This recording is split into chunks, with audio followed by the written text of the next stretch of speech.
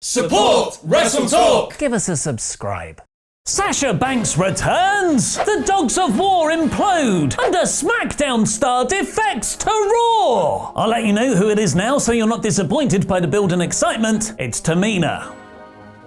Tamina's on Raw now. I'm Ollie Davis, give us a subscribe, press the thumbs up button, let me know what you thought of Raw in the comments below because I'll be replying from out of nowhere, and click that eye above my head to give your rating, where you can choose from in awe, core, average, poor and bore, as I review the 15th of October 2018 edition of Monday Night Raw in about 4 minutes. Raw opened on the Dogs of War, and Michael Cole promoting Braun Strowman's match against Brock Lesnar and Roman Reigns at Crown Jewel in 3 weeks' time. So it's still on despite the controversy surrounding Saudi Arabia. Don't pay attention to the Saudi Arabia stuff, because here's a video package. The Shield then came out with noticeably fewer Dean Ambroses, and we got the first World Cup to determine the best in the world qualifier right now. Stop saying the full slogan, Michael Cole, we know what it's called! Seth beat Drew in a fun match with a decent finish. Ambrose showing up in the last minute to take out an interfering Dolph, and Rollins hitting a curb stomp on McIntyre outside for the count-out win. But as the Shield celebrated backstage, joking about Ambrose always showing up late for stuff, rather than how Roman could have just stayed out there in Seth's corner, Dean went all Joe Pesci from Goodfellas, asking if he's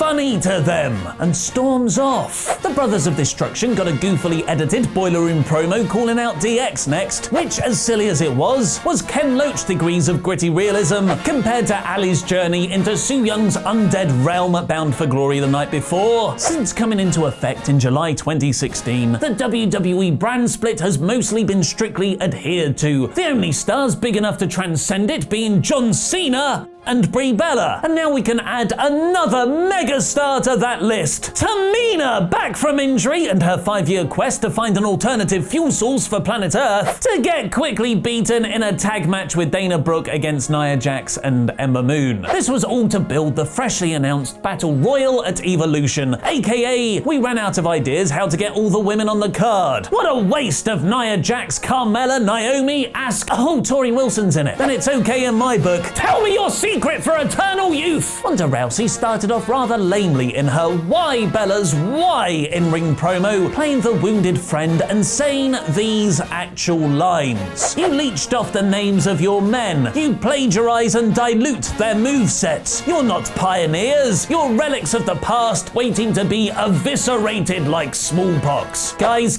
Ronda picked up Kane's promo by mistake, but thanks to a very good heel promo from Nikki, Rousey managed to fire back, convincingly speaking about how she knocked down doors in Judo, Strikeforce and the UFC, while the only door Nikki's ever knocked down is the one to John Cena's bedroom, and then he threw her back out of it.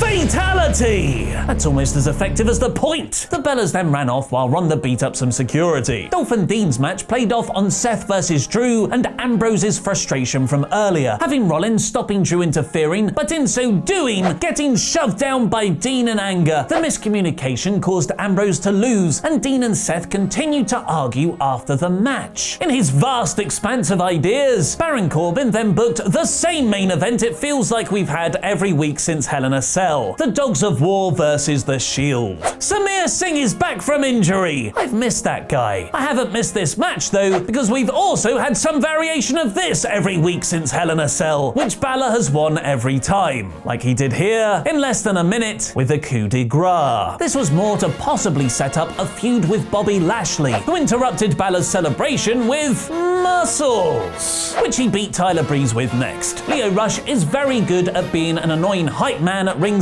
We then got a woeful segment between Besties Best for Business, Trish Stratus and Lita. Seriously, is that name a rip? And Alexa Bliss and Mickie James. In a handicap match booked by Corbin earlier in the night, Kurt Angle had to face both members of AOP as El Conquistador because he didn't bring his gear. What kind of wrestler are you, Kurt? A very good one, actually. AOP squashed the quite obviously not Kurt Angle in his gold condom suit for the real Kurt to appear from out a gorilla position. win to hit Corbin with an Olympic slam. This is much more fun than Raw GM Kurt. Natalya came out for her match against Ruby Riott with Bayley and a returning from hiatus Sasha Banks. Sarah Logan caused the DQ and the babyfaces cleared house to hardly any reaction from the crowd. Elias's weekly gig segment was interrupted by a Titus Worldwide less Apollo Crews next to seemingly enter a feud with the Drifter. Finally, Apollo's getting his long-awaited push, which will be dropped in about 3 weeks' time because Vince gets bored of it. The never-ending trading of wins and losses in six-man tags between The Shield and the Dogs of War appears to actually have been ended, despite teasing more Ambrose and Seth dissension, with Dean even setting up Rollins for a dirty deed at one point. It was the Dogs of War that imploded, with McIntyre accidentally claymoring Strowman over the top rope and Dolph taking the losing pin. In a neat telling of babyface brotherhood being stronger than villains having a common cause, the Shield embraced in victory, suggesting Dean is okay